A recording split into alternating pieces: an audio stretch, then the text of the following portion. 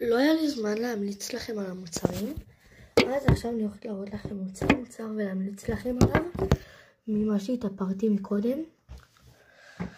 אז אני הורדת את האיפור ממש טוב. אז אני רוצה להראות לכם מוצר. זה מקפריסין, תקשיבו חברים, אני ממליצה עליו ברמות. תראו אותו. הוא אחד היפים.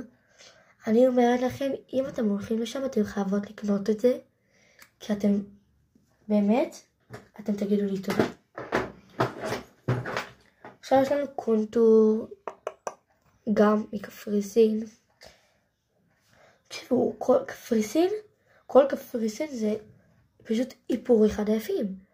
חוץ מזה שזה אי קטן כזה, לא קטן, אי גדול, אבל זה מושלם.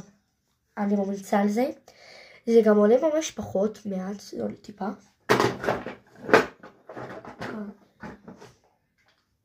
עכשיו, תראו כמה כבר השתמשתי מזה. זה גם מקפריסין, יש לו פאף ממש טוב.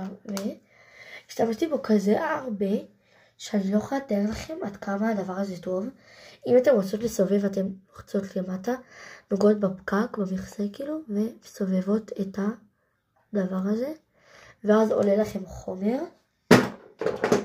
עכשיו אני רוצה לראות לכם דברים שקניתי שהם בובות מקפריסין. תקשיבו, קניתי את הבובה הזאת שעלתה לי 40 שקל בקפריסין. שהיא אחד השוות ואחד הכיפיות.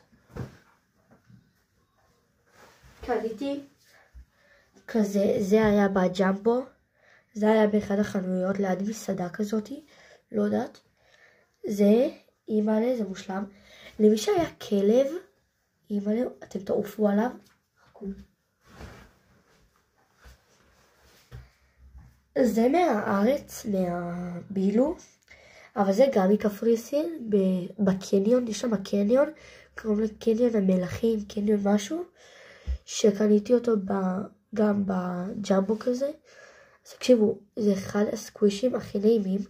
אין בזה איזה משהו, זה רק פרווה כזה. אבל מה שכן, זה אחד החמודים. זה היה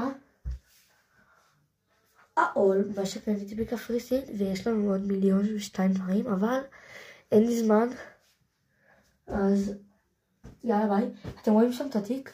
אני הולכת לטיול ביום שני ל-12 שעות. אימא, מטורף, אני אצלם לכם גם במצלה.